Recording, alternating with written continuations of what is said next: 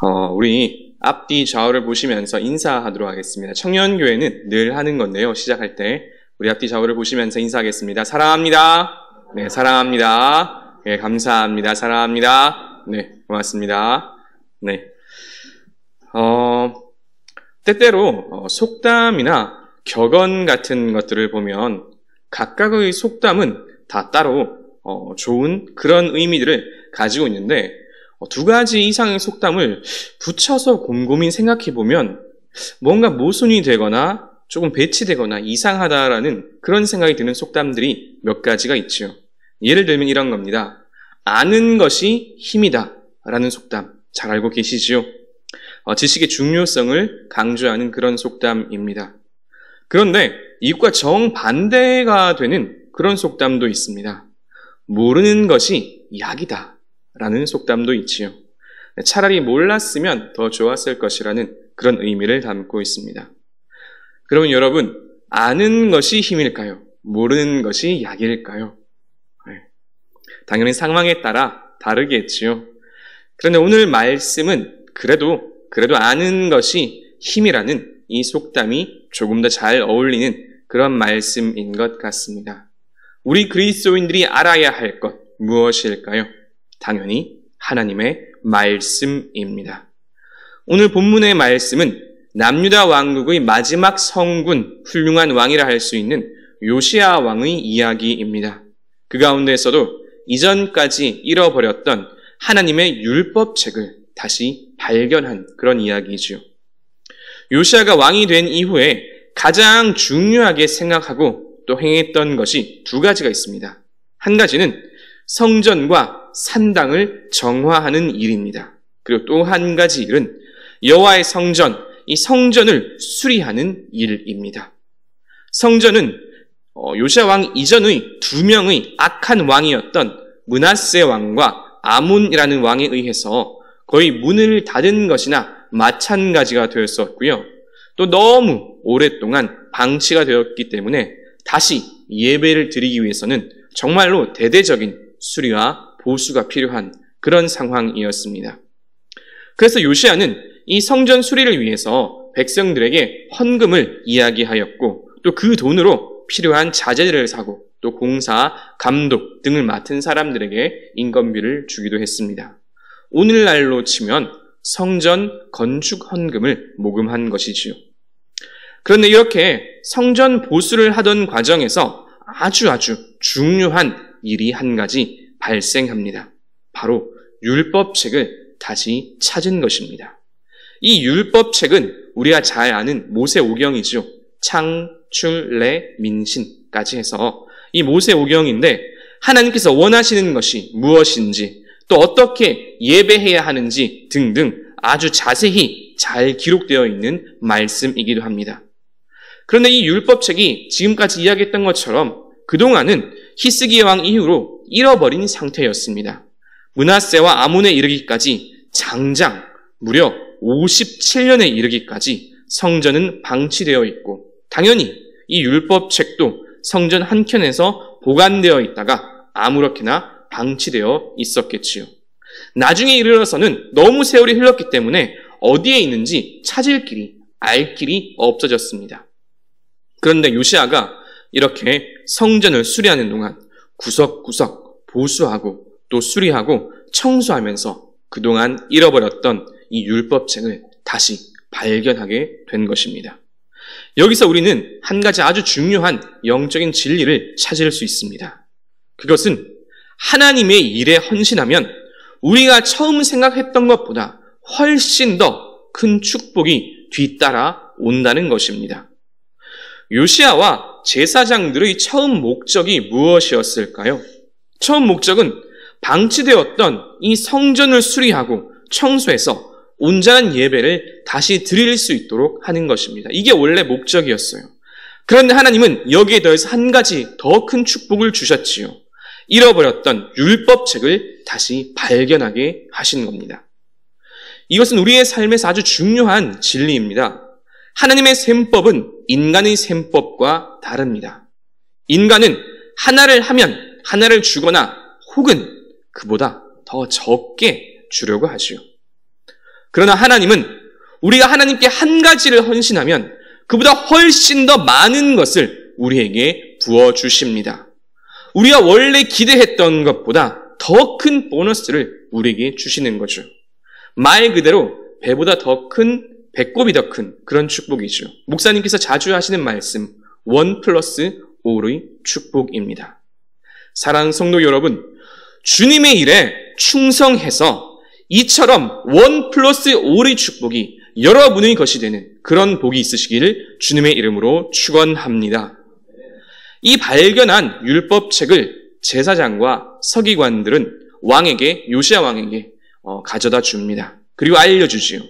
왕이 이 율법책의 법도를 듣자마자 가장 먼저 한 일이 무엇일까요? 그것은 조상들과 자신의 죄를 자복한 것입니다. 그리고 이것이 오늘 말씀의 첫 번째 주제입니다. 한번 따라해 보겠습니다. 말씀을 알면 죄를 깨닫게 됩니다. 그렇습니다. 말씀을 알면 우리는 죄를 깨닫게 됩니다. 하나님의 말씀은 우리의 죄를 깨닫게 합니다. 율법에는 3가지 기능이 있다고 이야기합니다. 그 첫 번째는 율법을 통해서 하나님께서 우리에게 원하시는 것이 무엇인지를 알고 또 그렇게 살게 하는 것입니다. 하나님께서 원하시는 것이 무엇인지를 알게 하는 것. 이게 율법의 첫 번째 기능이지요. 십계명으로 대표되는 이 율법의 핵심이 무엇입니까? 예수님께서 신명기와 레위기의 말씀을 인용해서 하신 말씀. 하나님을 사랑하고 내 이웃을 내 몸과 같이 사랑하라 라는 바로 이 말씀입니다. 그런데 이스라엘은 그렇게 살지 못했지요. 하나님을 온전히 사랑하지도 못했고 이웃을 사랑하지도 못했습니다. 그리고 여기에서 율법의 두 번째 기능이 나타납니다. 우리는 하나님의 율법을 온전히 실천하지 못하는 죄인이라는 것입니다. 첫 번째 기능이 하나님의 뜻을 알려주는 것이라면 두 번째 기능은 우리가 율법을 온전히 실천하지 못하는 죄인임을 깨닫게 하는 것입니다. 율법은 우리가 아무리 이 율법을 실천하고자 노력해도 완벽하게 행하지 못하는 한계를 우리에게 알려줍니다. 그래서 율법은 우리의 한계와 죄를 깨닫게 합니다. 요시야 왕은 그동안 제사장들과 또 선지자들과 함께 수많은 개혁을 하였습니다. 그야말로 종교개혁이라 말할 만하지요.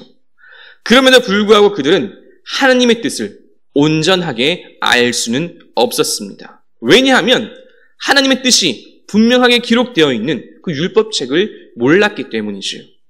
그런데 오늘 본문 말씀과 같이 이 율법책의 내용을 들은 요시야는 그동안 남유다 왕국이 얼마나 하나님의 뜻과 말씀과 동떨어져 멀리 떨어져서 살아왔는지를 다시금 깨닫게 되었습니다.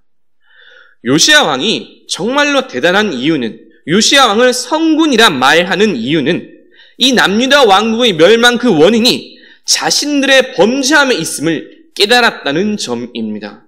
이게 너무나 중요합니다. 너무나 놀라운 점이죠. 왜냐하면 대부분의 사람들은 그렇게 생각하지 않았기 때문입니다. 우리 왕국의 멸망의 원인이 나의 죄, 우리의 죄에 있다고 그렇게 생각하지 않았기 때문입니다. 대부분의 사람들은요. 남유다와 이스라엘 수많은 왕들이 있었지만 이 사실을 알고 겸손히 회개를 실천한 왕은 몇 되지 않습니다. 오히려 대부분의 왕들은 이 멸망의 원인을 정치, 경제, 외교, 또 군사적인 것들에서 찾으려고 했지요.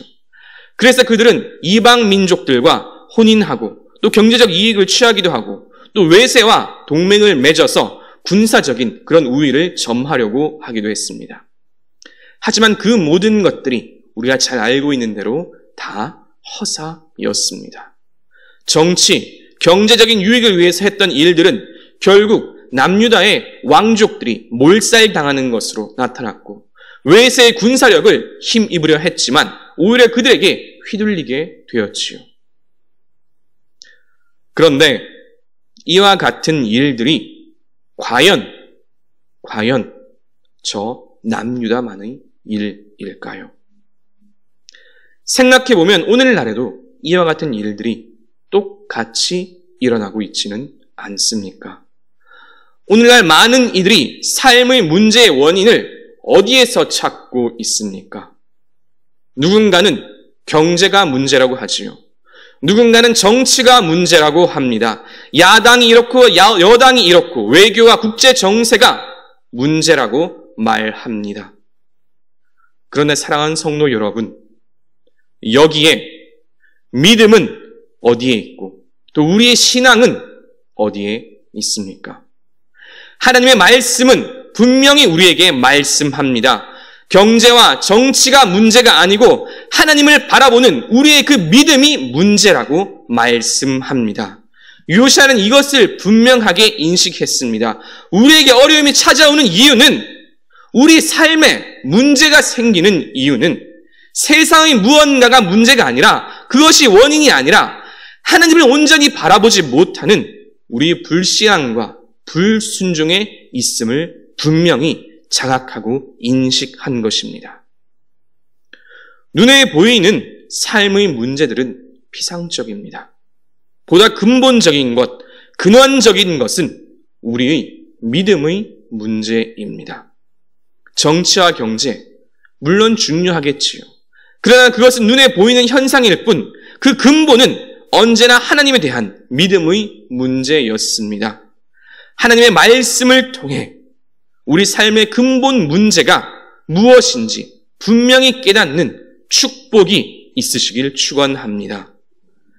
하나님께서 우리에게 말씀하시는 두 번째는 말씀을 알면 회개하게 된다는 것입니다. 한번 따라해 보겠습니다. 말씀을 알면 회개하게 된다. 그렇습니다. 말씀을 알면 우리는 회개할 수 있습니다.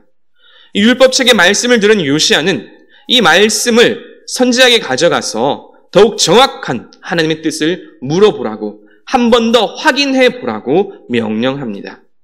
그래서 여선지자 훌다는 남유다 왕국이 지금 고난을 당하는 그 이유가 그동안 너희들이 하나님을 떠났었기 때문이라고 다시 한번 분명하게 확증해 줍니다. 그런데 여기에서 우리가 또 한 가지 함께 중요하게 보아야 할 것이 있습니다. 그것은 이 심판의 메시지 그 마지막에 한 줄기 위로의 말씀이 담겨 있다는 것입니다. 오늘 말씀과 같은 본문 말씀인 열왕기하 22장 19절 말씀을 제가 한번 읽어드릴게요. 내가 이곳과 그 주민에게 대하여 빈터가 되고 저주가 되리라 한 말을 내가 듣고 마음이 부드러워져서 여호와 앞 곧 내 앞에서 겸비하여 옷을 찢고 통곡하였으므로 나도 내 말을 들었노라. 여호와가 말하였노라. 아멘. 요시아와 백성들이 이 저주의 심판의 말씀을 들은 다음에 그들의 반응이 어떻게 나타났습니까? 첫 번째, 마음이 부드러워졌습니다. 두 번째로 겸손하여졌고, 그리고 옷을 찢고 통곡하였습니다. 하나님의 말씀을 통해서 우리의 마음은 부드러워지고 겸손해지며 통곡하게 됩니다. 그런데 이것을 무엇이라 부릅니까? 바로 회개입니다. 하나님의 말씀을 듣고 우리의 마음이 부드러워지고 겸손해지며 통곡하게 되는 것, 이것이 바로 회개입니다. 우리가 그리스도인으로서 살아가면서 세상 사람들을 바라볼 때, 그러니까 이 세상을 바라볼 때 정말로 슬프고 비참하고 안타까운 것이 무엇인지 아십니까? 그것은 자신들이 죄인인 줄도 모르고 살고 있으며 자신이 행하는 것들이 죄라는 그 사실조차 장악하지 못하고 살아간다는 점입니다. 그게 우리 그리스도인들에게 참으로 안타깝고 아쉽고 슬픈 점입니다. 세상 사람들은, 많은 사람들이 이만하면 큰 문제가 없다라고 생각하며 살아갑니다. 설령 삶의 문제를 발견한다 하더라도 그것이 죄의 문제라고 생각하지 않습니다. 단지 지금의 상황과 형편이 좋지 않아서라고 말합니다. 어떤 이들은 운이 나빠서라고 그렇게 이야기하기도 하지요. 이 모든 것들은 결국 하나님의 말씀이 무엇인지 알지 못하고 우리를 향한 하나님의 뜻이 무엇인지 알지 못하기 때문에 나타나는 일들입니다. 그러나 말씀을 알게 되면 모든 사람들은 겸손해질 수밖에 없습니다. 내가 죄인이라고 고백할 수밖에 없습니다. 그렇게 될 수밖에 없고 또한 그렇게 되어야 합니다. 이것이 우리를 회개케 하는 하나님의 능력입니다. 성령이 요시야를 성문이라 말하는 이유는 하나님의 말씀을 통해서 자신들이 처한 이 상황을 근본적으로 정확하게 바라보았기 때문이며 또 하나님의 말씀을 통해서 철저하게 회개의 자리로 나아왔기 때문입니다. 말씀을 통해 죄를 깨닫고 회개하면 하나님께서 우리에게 새로운 길을 보여주십니다. 이것이 오늘 말씀의 세 번째 주제입니다. 따라해 보겠습니다. 말씀을 알면 살 길이 보입니다. 그렇습니다. 말씀을 알면 살 길이 보입니다. 요시야 왕은 율법책을 읽고 자신들의 잘못을 깨닫습니다. 그리고 선지자를 통해서 하나님의 뜻을 구하고 회개합니다. 그리고 이것을 통해서 요시야는 모든 백성들을 다 모으고 다시 한번 하나님과 언약을 맺고자 합니다. 죄와 또 이 죄의 결과로 인해서 우리가 고통 가운데 있을 때 살아날 수 있는 방법, 살아날 길은 무엇일까요? 당연히 하나님께로 다시 돌아오는 것입니다. 우리가 살아날 길은 하나님밖에 없습니다. 요시야는 이것을 알았기에 모든 백성을 다 모은 후에 그 옛날 모세와 여호수아가 했던 것, 또 다윗처럼 하나님과의 언약을 다시 한번 맺은 것입니다. 여러분, 언약은 원래 쌍방 간의 약속을 의미합니다. 다른 말로 계약이라고 하지요. 요즘 말로 하면 give and take라고 하기도 합니다. 서로 줄 건 주고 받을 건 받는다. 이게 계약의 기본 조건 아닙니까? 그런데 하나님께서 우리를 향한 하나님의 언약은 형태는 비슷하지만 그 내용은 전혀 다릅니다. 하나님께서 우리와 언약을 맺으실 때 원하시는 조건은 딱 한 가지입니다. 계약 조건은 한 가지밖에 없습니다. 그것은 바로 믿음입니다. 하나님께서 우리에게 요구하시는 것은 하나님을 향한 믿음과 순종, 이것밖에 없습니다. 그러면 하나님께서 우리들에게 주시는 것은 무엇일까요? 구약에서는 하나님의 택함 받은 백성으로 하나님의 제사장 나라가 된다고 말씀합니다. 이와 더불어 땅과 장수와 자녀의 축복을 주시겠다고 약속하셨습니다. 즉 하나님의 나라의 이 기쁨과 즐거움을 이 땅에서 미리 맛보며 살아가는 축복이 하나님과의 언약 내용입니다. 그리고 여기에 더해서 신약 성경은 예수 그리스도를 통해서 죄로부터 완전한 해방과 구원과 천국을 약속해 주십니다. 그야말로 우리들에게 유리한 그런 약속, 그런 계약이죠. 조건이 무엇이라고 말씀드렸습니까? 그저 하나님을 믿고 순종하는 것밖에 없습니다. 그리고 그 대가는 택함 받은 하나님의 자녀로서 이 땅에서 땅과 장수와 자녀의 복을 누리고 나아가 예수 그리스도를 통해서 구원과 천국을 약속받습니다. 소위 한쪽이 불공정 계약이죠. 한쪽이 일방적으로 유리한 그런 계약입니다. 그런데 여러분, 이 불공정 계약 이상하죠? 계약의 주도권을 가지고 계신 하나님께서 오히려 불리해 보이는 그런 계약을 맺습니다. 이게 하나님께서 우리에게 하시는 언약, 그리고 우리를 향한 사랑이며 또 마음입니다. 왜 그렇게 하시겠습니까? 하나님께서 우리를 사랑하시기 때문입니다. 우리를 살리고자 하시기 때문입니다. 그대로 두면 죄로 인해서 죽을 수밖에 없고 고통당할 수밖에 없고 그렇게 힘들게 살아갈 수밖에 없기 때문입니다. 이것을 구원하기 위해서 하나님께서 우리와 언약을 맺으시고 복을 주시고 구원하여 주시는 것입니다. 지금까지 율법의 기능에 대해서도 함께 이야기했었지요. 율법은 먼저 하나님의 뜻을 깨닫게 한다고 했습니다. 그리고 두 번째로 그래서 죄를 깨닫게 한다고 했었지요. 그러면 세 번째 기능은 무엇일까요? 율법에는 세 가지 기능이 있다고 이야기를 해요, 보통. 세 번째 기능은 무엇일까요? 그것은 구원받은 성도가 앞으로 어떻게 살아야 할지를 알려주는 역할을 합니다. 첫 번째는 하나님께서 원하시는 것이 무엇인지 알려주고, 두 번째는 우리가 죄인임을 깨닫게 하며, 세 번째는 우리가 구원받은 성도로 앞으로 미래에 어떻게 살아야 하는지를 알려주는 역할을 합니다. 요한복음이나 요한서신의 이야기로 하자면 세 사람의 삶을 살아가는 거죠. 이전의 삶의 모습은 버리고 예수 그리스도를 통해서 예수님과 함께 새로운 삶, 새 사람, 새로운 신분으로 살아가는 것입니다. 그런데 이것이 언제 가능합니까? 말씀이 육신이 되신 우리 주 예수 그리스도를 믿고 따를 때입니다.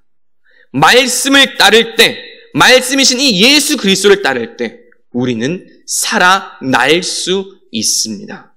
그리고 삶의 변화가 나타나며 회복되기 시작합니다. 이제 말씀을 정리합니다. 오늘날 이 시대 어디를 보아도 어려움의 이야기밖에 없지요. 이러한 시대 속에서 우리 그리스도인들은 어떻게 살아야 할까요?